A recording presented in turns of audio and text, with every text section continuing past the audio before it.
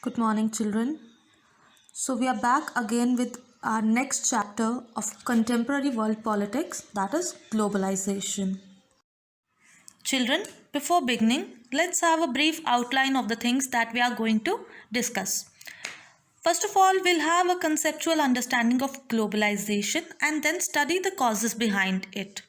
Thereafter, we'll look at the various aspects or the manifestations of globalization with a discussion over positive and negative consequences of each. Thereafter, we'll study India and globalization as to when globalization came in India, how is it impacting India, and how India is again impacting globalization. Moving towards the last leg of the chapter, we'll study resistance to globalization at global and at national level. Finally, after completing the chapter, previous year questions will be discussed. In the first slide, you must have seen part 1 written there. We'll be studying this chapter in 4 different videos, and today we'll start first part in which we are going to study introduction to the concept of globalization and its causes. So here, what you can see on your screen is a flowchart of our today's lecture. Here you can see I've written something like better job opportunities, coming together of people, interaction of markets and economies. See, these are the first things that flash to our mind when we think about the concept of globalization. And likewise, in the next column, I have written technological advances, internet, MNCs. These are again the keywords that come to our mind when we think about the causes of globalization. This was just a brief description of what we are going to study today, but we'll be discussing all them in detail in our next slides. So without any further delay, let's start with the concept and causes of globalization. Children, whenever we talk about globalization, words like trade, economy, they overtake our mind, and most of us think that whatever trade is happening around is globalization. No, it is not like this. It is not only trade or economy that can be identified with globalization, but globalization is a multi-dimensional concept. Here I'll quote a few examples for you so that you can better understand the concept. See, Janardhan is somebody who works in a call center. He leaves for his office late in the evening, and when he joins his office, he all of a sudden speaks a different accent. He speaks some foreign language and communicates with people who are living thousands and miles away from him. Here you can see that he is working with people who are miles and miles away from him. He is transcending his political boundaries. That is, his clients are not only sitting in India, but he is also dealing with people sitting somewhere in the other countries. See, now I am talking to you through this WhatsApp or this YouTube video, or that Zoom classes are also going on. What are these? These are all examples of globalization. These, I am sitting at my place and you are sitting at your place, but still we are communicating with each other. We are having a flow of ideas amongst us. It is through the advanced means of communication and worldwide interconnectedness that we can see easy flow of ideas from one country to another country or one place to other. People are coming together because of this improved technology. So here you can see that globalization is not only an economic concept. It is not only the flow of capital, but it is also the flow of ideas. Again, I'll quote another example for you. Ramdhari is a person who wants to buy his daughter a bicycle for her birthday. Now he finds a very good quality and affordable bicycle made in China but available in Indian market. Now how has this bicycle come to India? This is because of globalization. With advanced technology, improved communications, we can find things made up in other countries available in our own markets. You can refer to the image. See, different brands are written there.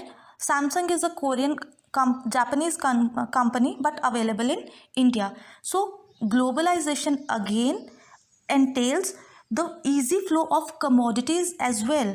See, it is not only, again and again I'm repeating, it is not only an economic concept, it also includes flow of ideas, flow of commodities. Besides these two, globalization also includes flow and interaction of cultures. You see, 50 years back, it was very difficult for women to work in India. But now the picture has changed. First generation learners from many families are today working. How has this become possible? It is because of interaction of various cultures, and it is this interaction is the result of globalization. The improved means of communication like internet, YouTube, Facebook, Instagram, they have all to a great extent led to the interaction of different cultures. So globalization also includes the interaction of cultures and values. Now you can conclude that globalization is not only an economic concept but is also a multi-dimensional concept which includes flow of ideas, commodities, capital and cultures. Children, when we talk about what accounts for globalization, here we have two terms: worldwide interconnectedness and improved means of communication. These are very important terms. These are the crucial elements in the process of globalization. See, the flow of ideas, people, commodities, etc., they date long back in our history. But why are we discussing it now? We had Megasthenes in the court of Chandragupta in 302 BC. We have seen Parsis traveling from Iran to Gujarat in the 7th century. Thereafter, our colonial masters taking away capital and material from India to their own countries. And under the flow of labor, we have seen African nationals being taken away to the respective countries of their own colonial masters. So, why are we discussing it now? It is a historical concept. What makes us discuss it now?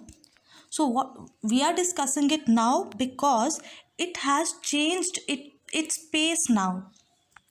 See, with the improved means of communication and worldwide interconnectedness, the speed of globalization has largely increased. I used the term worldwide interconnectedness.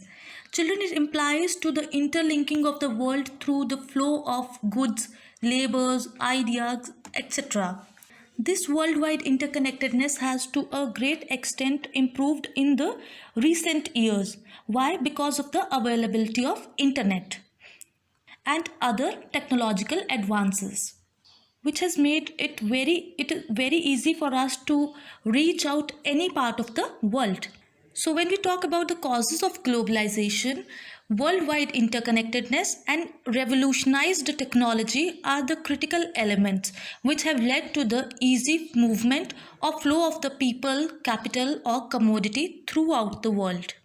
So, children, we are now done with our today's lecture in which we studied about the concept of globalization and its causes. Now we'll study a few important terms that we came across in the lecture. You heard a term worldwide interconnectedness. Though I explained it again, I'll read it out again for you that in worldwide interconnectedness implies to the interlinking of the world through the free flow of labor, capital, goods, ideas, etc. Then the next thing that we studied was multi-dimensional concept. Globalization, as I said, is a multi-dimensional concept. Now, what do you understand by globalization being a multi-dimensional concept? See, globalization has got various aspects or various manifestations like political, like economic, that we'll be studying later. So multidimensional concept is a concept which has got which has got multiple dimensions or aspects. Then third thing that you came across was a multinational company. Most of you must be knowing about it, but then multinational company is a large company which has got its headquarters situated in one country, but then it exports its goods in other countries of the world as well. A few examples can be quoted like Samsung, Apple, Dell, etc. Children, that was all for today's class. Hope you understood it and enjoyed as well. Thank you and take care.